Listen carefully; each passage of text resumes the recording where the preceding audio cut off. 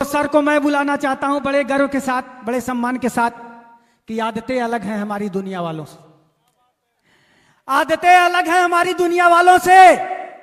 कम दोस्त रखते हैं मगर लाजवाब रखते हैं। बेशक हमारी माला छोटी है लेकिन फूल उसमें सारे गुलाब रखते हैं, गुलाब रखते हैं। इस क्रांतिकारी अभिनंदन के साथ सम्मानित केशवमान सक जी आप आए और हम सभी का मार्गदर्शन करें।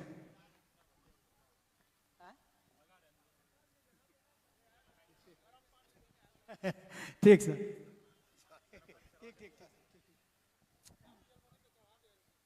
हमारे उद्घोषक मित्र को बहुत बहुत धन्यवाद।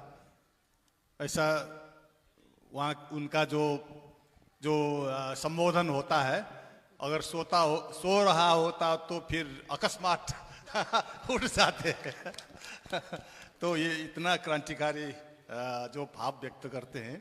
नेपाल भी आए थे और नेपाल में भी उनका जो जहाँ जहाँ उन्होंने बोला बहुत ही जोरदार भाषण किया था। ठीक है। नमो तस्स भगवतो अरहतो सम्मा सम्बुद्धस्स। यहाँ उपस्थित पूज्य भंतेगण सबको वंदना और मंच में आसीन मित्रगणों को हार्दिक नमस्कार और यहाँ उपस्थित सब सहभागी लोगों को मेरा बहुत हृदय से नेपाल से जो है लाए हुए नमस्कार आपको।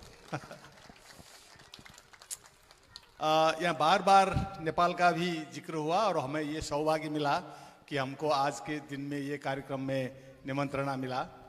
तो हम खास ये जो वहाँ भी 5-6 दिनों का जो है विदा अथवा ये वैकेशन होता है, तो हम इसमें वहाँ भी नेपाल में भी ये दशहरा का ही सीजन है, लेकिन हम जो है उसमें घूमने जाते थे। तो इंडिया में प्रायः इंडिया में जाते थे। तो आपका निमंत्रण आने के बाद हमने अपना प्रोग्राम चेंज किया। तो सोचा हमने फैमिली में बात किया तो ठीक है इस बार जो है दिल्ली के आसपास घूमने जाएं और ये कार्यक्रम में भी हम अपना सहभागिता जनाएं ताकि ये हमारे लिए गौरव का विषय है। आज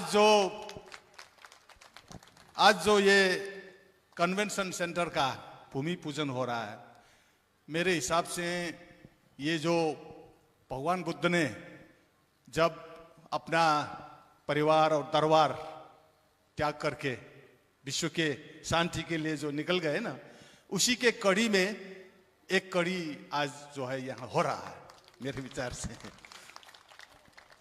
जैसे फूल के माला में फूल उगते उगते जाते, एक फूल ये बहुत ही ऐतिहासिक और महत्वपूर्ण है इसलिए कि करीब करीब 2600 वर्ष के दौरान में आज ये जो हो रहा है वो भारत के जो क्या कहते हैं सेंटर अथवा भारत के जो हृदय में ये जो फूल आप लोग उगा रहे हैं ये बहुत आवश्यकता थी, क्योंकि हम नेपाल और भारत के जो सीमाना में जो हम छोटा छोटा देश बनाकर जी रहे हैं, नेपाल, श्रीलंका और उधर भूटान, थोड़ा सा बांग्लादेश भी बुद्धिस्ट कंट्री है, वहाँ भी वो चटगांव हम उसको भी न भूलें वो भी हमारा ही है। तो वो पाकिस्तान और अफगानिस्तान में भी इतिहास हम याद करेंगे तो वो भी जो गांधार जो सिविलाइजेशन है वो बहुत बड़ा बुद्धिस्ट सिविलाइजेशन है। अभी कुछ महीने पहले हमको बुलाया था वहाँ के सरकार से वो जो जितना भी पुरातात्विक विषय है बौद्धों का, तो वो लोग बुद्धिस्ट को बुलाए थे 4 देश के। तो वो लोग कह रहे थे ये हमारे पास ये संरक्षित किए हुए हैं आप लोगों का संपत्ति है, तो वो हमारा ही था, लेकिन हम तो इस्लाम बन गए, लेकिन भी हम कदर करते हैं और क्या करें अब आगे जाने का जो है रास्ता ढूंढ रहे हैं। ये बात उनका भी मैसेज है, होगा अपने उसमें। लेकिन पाकिस्तान से जो हमको बुलाया और 4 सरकार के प्रतिनिधि हम भी गए थे, तो उन्होंने कहा कि दिखाया इतना बहुत बड़ा वो पुरातात्विक स्थल है तक्षशिला। वो अफगानिस्तान में तो बामियान का बहुत ही दुखद घटना हुई, तालिबानों ने इतना बड़ा जो अब जहां भी जाएंगे तो फिर सम्राट अशोक का बात और उसके बिरादरी का भी बात निकलता है। मैं थोड़ा सा इसमें इंटरेस्टेड हूं क्योंकि जो नेपाल, जो थोड़ा सा नेपाल के बारे में मैं आपको जानकारी दे दूं, ये जो मौसम, ये जो ओकेजन है उसमें सांदर्भिक भी है। तो नेपाल जो है, काठमांडू, वो नेपाल का सभ्यता, संस्कृति और राष्ट्र निर्माण, वो कपिलवस्तु और ये जो रामग्राम, शाक्य और कोलियों ने जो एक घटना हुई थी, कौशल के जो बिडुडब ने हमला किया था और नरसंहार किया था, तो वो वहां से छोड़कर भागना पड़ा। तो कुछ लोग, अब जो मैं काठमांडू नेपाल से आता हूं, वहीं से उसी समय से जो है हमारा संतति चल रहा है। अभी भी हम अविच्छिन्न और जीवित ढंग से भगवान बुद्ध की जो धर्म को बचाए रखे हैं। तो वहां जो है आप जाएंगे, आप काठमांडू आएंगे तो आपको जो है जो सुना यहाँ वो बिल्कुल फर्क निकलेगा। आप काठमांडू जाएंगे तो वहां बुद्ध ही दिखाएगा। 500 तो अभी भी बिहार है, बौद्ध बिहार, वो बिहार में हम संघ चलाते हैं, हम उस बिहार का सदस्य होते हैं। तो हमने सोचा कि वो जो भगवान बुद्ध के समय से अब भगवान बुद्ध के समय में वहां जाकर हमने 2 नगर बसाए, दक्षिणी कोलीग्राम और उत्तरी कोलीय ग्राम। 2 कोलीय ग्राम, कोलियों के नाम में, क्योंकि वो रामग्राम से है, तो कपिलवस्तु के भी है, लेकिन अब जो है वो लोग सब अपना नाम जो है शाक्य लिखते हैं। तो सम्राट अशोक समय जब आया तो उनके 2 बेटी थे, बहुत महत्वपूर्ण। एक बड़ी बेटी वो श्रीलंका गई, भिक्षुनी संघमित्रा। तो वहां भी आज तक श्रीलंका जो बहुत स्ट्रांग बुद्धिस्ट स्टेट है। तो दूसरी छोटी बेटी थी चारुमती, वो चारुमती काठमांडू आई थी। तो इसीलिए काठमांडू, लेकिन अब इंडिया में ऐसा भ्रम आप लोगों को दिया जाता है कि नेपाल एक विश्व का एक ही हिंदू राष्ट्र है। वो वहां जाएंगे तो वो नहीं मिलेगा आपको, वो गलत है। ये भारत में जो, अब मैं कहना तो नहीं चाहता हूं, लेकिन यहाँ क्यों वो हिंदू देश का जो, इंडिया तो शायद नहीं हुआ, तो वो नेपाल को जो है कहना चाहते, लेकिन नेपाल सही नहीं। इसीलिए नेपाल में जो रिवॉल्यूशन हुआ, जो क्रांति हुआ, करीब 20 वर्ष हो गया, तो हम लोगों ने फिर भारत का जो बहुत ग्रेट पर्सनैलिटी बाबा साहब अम्बेडकर, उन्होंने जो संविधान, अभी भी हमने शुरू में संविधान का जो पत्र पढ़ा सुना, बहुत ही भाव विह्वल होने वाला है, क्योंकि मानवता का जो पूर्ण रूप उसमें दिखा देता है। मानव का जो संभावना है, जो भगवान बुद्ध ने जो बनाया था मानव को, जो ईश्वर से भी ऊपर जो ले गया था, वो भारत के संविधान में लिखा है।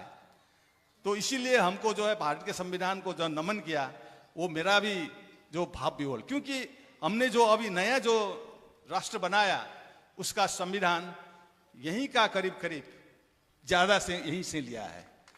इसमें जो है अब गणतंत्र है, वो एक तंत्रीय राजशाही चला गया, क्योंकि वो थोड़ा सा अच्छा नहीं लगा, क्योंकि वो हिंदू का जो थोड़ा सा वो डोमिनेशन का साथ जनता ने अच्छा नहीं लगा, तो उनको भी जाना पड़ा। और इसके साथ साथ वो हिंदू राज्य का बनाया था जबरदस्ती, भारत के ही वो प्रयास था, तो वो भी चला गया। अब हम धर्मनिरपेक्ष राष्ट्र, आप लोग पंथ निरपेक्ष कहते हैं ना। ये 700-800 वर्षों में हुआ एक बड़ा बदलाव है। तो अब हमारे पास संहिता भी है, और आपका जो यहाँ जातीय विभेद जो बन गया था ना, जो हिंदू का जो वर्ण सिस्टम था ना, वो बहुत ही प्रभाव किया राज्य में और समाज में। तो यहाँ भी समस्या है, तो वहाँ भी थोड़ा उसका प्रभाव पड़ा, तो वो भी हमको अच्छा नहीं लगा। इसीलिए हमने क्या किया कि उसको जो है सभी को समानता, आपका भी समानता का नारा है, सबको बराबर करने का, सबको ऊंचा निकालने, सबको ऊपर उठाने का। तो ये जो ये अभिलाषा अथवा ये जो आपके संविधान में जो है समानता का, सद्भाव का, जो शांतिपूर्ण समाज निर्माण करने का, वो जो सपना हमारे संविधान में लिया, और उसको हमने अभी नया शब्द दिया, आरक्षण नहीं दिया, वो शब्द को हमने किया कि समानुपातिक समावेशिता, जी ना समानुपातिक समावेशिता। वो थोड़ा सा सैद्धांतिक बन गया, वो अधिकार है अब हमारा, वो कोई राज्य से मांगने का विषय नहीं है, वो संविधान से अधिकार प्राप्त है हमारे हमारे जो है समावेशी समानुपातिक समावेशिता। और इस तरह जो है नया संविधान जो बन रहा, और हम भी बहुत प्रफुल्लित होके भगवान बुद्ध के जो आधार पर निर्माण हुआ राष्ट्र था नेपाल, क्योंकि सम्राट अशोक जब आए वहां भी 2 नगर बन गए। एक चारुमती के नाम पे चारुमती वहां आई थी, और उनका जो है देवपाल शाक्य से एक राजकुमार से शादी हुई, और उसको हम देवपाल महाराज कहते हैं वो संबोधन में। तो वहां देवपट्टन नाम के एक नगर बन गया। उसी नगर के भीतर जो है पशुपति एक बिहार था, लेकिन बाद में जो है वो अभी हिंदुओं का बहुत बड़ा मंदिर है वो। लेकिन वो वहां भीतर जाएंगे तो आप अभी भी बौद्ध बिहार का अवशेष आपको दिखाई देगा। एक छोटा सा जानकारी। और दूसरा जो है वो एक नदी है बागमती नदी। बागमती नदी के दक्षिण पर सम्राट अशोक के नाम से एक नगर बनाया, नया नगर। वो सम्राट अशोक के समय में अशोक पट्टन कहते हैं, और हम लोग अभी उसको पाटन कहते हैं। और उसका थोड़ा सा औपचारिक नाम में ललितपुर कहते हैं। वो ललितपुर जो है कपिलवस्तु अथवा रामग्राम या सम्राट अशोक के समय में जितना भी कला कौशल और संस्कृति, कला कौशल संस्कृति और मानव का जो आप देखेंगे तो इतना कलात्मक शहर आप शायद विश्व में कहीं भी नहीं मिलेगा अभी भी। ललितपुर, वहां करीब 300 विहार है। सब विहार जो है कलाकृति से भरा हुआ है, बुद्ध का मूर्ति वगैरह, और बहुत ही। अब इसका प्रमाण मैं जो कह रहा हूं आपको शायद मैं झूठ बोल रहा होगा, लेकिन इसका साक्षी तो है यही मंच पर, क्योंकि करीब कितना 6-7 महीना हो गए थे। आप ये मंच में आसीन सभी नेतृत्वगण, ये अशोक सम्राट अशोक क्लब के राष्ट्रीय अध्यक्ष से लेकर जो है प्रदेश के अध्यक्ष लोग, अब आप जो नहीं आ पाए उस समय थोड़ा सा आपका समस्या था, तो आप लोग आए थे 7 लोग, तो उन लोगों को दिखाया हमने। तो अभी भी जीवित हैं, वो झूठ नहीं है, वो सच्ची है, वो यथार्थता है। तो बुद्ध का जो सम्राट अशोक का जो देन था, उसको जो है वो चारुमती बिहार का जो एरिया था वो ही पहले जो है सम्राट अशोक के समय में राज्य का केंद्र भी था। और बाद में लिच्छवी लोग आए, वहीं उसी को केंद्र बनाकर फिर लिच्छवियों ने भी बुद्ध धर्म को बहुत बढ़ावा दिया। लेकिन करीब करीब 700-800 वर्ष पहले अथवा 1000 वर्ष के उसमें थोड़ा सा उसमें अप एंड डाउन हुआ। कुछ हमको शंकराचार्य का एक कथन है, वो आकर बहुत सी नुकसान किया था, लेकिन हम लोग ने उसको डट कर सामना किया। और अब अच्छा समय में भी और बुरे समय में भी हमने संघर्ष करके ये सम्राट अशोक का जो संस्कृति सभ्यता को भी बचाया है। भगवान बुद्ध का तो वो जो उपदेश को तो हमने वहीं रखा है, हमने अपने जीवन जी रहा हूं। तो भारत फिर इतना बड़ा, और सेंटर तो भारत है ना इसका, हम लोग तो उसको बचाए रखे हैं।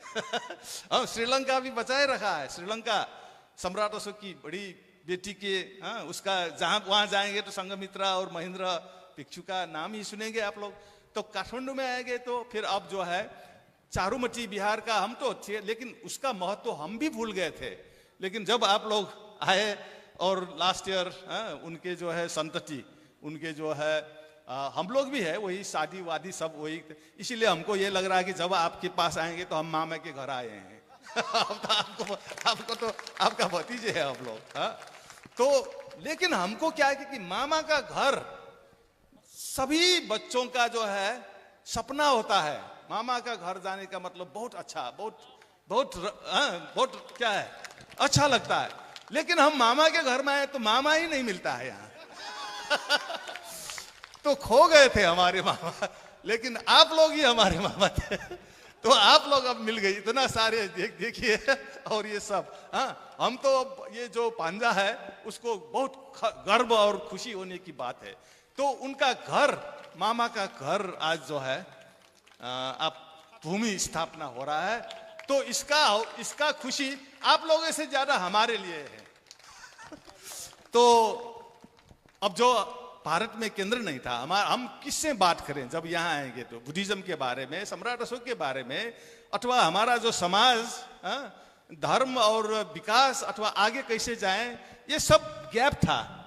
और हमने जो है 2-3 साल पहले डॉक्टर सच्चिदानंद मौर्य जी का यूट्यूब देखा था काठमांडू में, तो हमको लगा कि ये आदमी को हमको काठमांडू बुलाकर सुनना है, लेकिन वो संभव नहीं हुआ। लेकिन बाद में क्या हुआ कि अच्छा क्या हुआ कि ये इंडिया में भी मैं दूसरे कार्यक्रम में आते हैं, तो उसमें थे एक छोटा सा इंटरव्यू, किसी ने देखा, अब नाम लेना पड़ेगा, राम नारायण मौर्य जी, वो कहीं, तो उसने हमारा जो यूट्यूब देखा और आपका कार्यक्रम वो गाजीपुर में हो रहा था, तो उसने हमारा जीवनदीप जी, उनको से कहा कि इनको बुलाओ मुझे जो है वहां सहभागी कराने का, शायद जी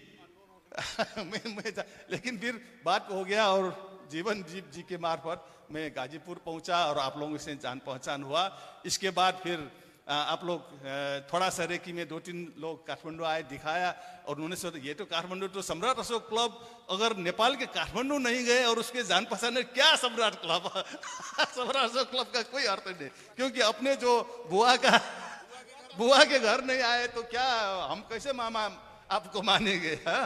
तो इस तरह जो है तो फिर आपका पूरा नेतृत्व वर्ग एक गाड़ी में जितना आता है उतने आया और देखा, और वहाँ के हमारे जो छोटे मोटे जो भी है संगठन वगैरह, साक्यों का संगठन और बुद्धिस्टों का संगठन, युवकों का संगठन से आप लोग मिले, और चारुमती गए, आपको चारुमती के जो परिवारों से मिले, और हमारा संबंध बढ़ते गए और हम निर्धक हुए। अब जब भी आप बुलाएंगे तो हम मामा बुला रहा है तो हम जो है भांजा जो कैसे नहीं आए। हमारे लिए तो ये 4 पर्व में जो अपने बेटी को बुलाते हैं ना, उसी तरह जो है हम यहाँ आ गए आपके ये पर्व में।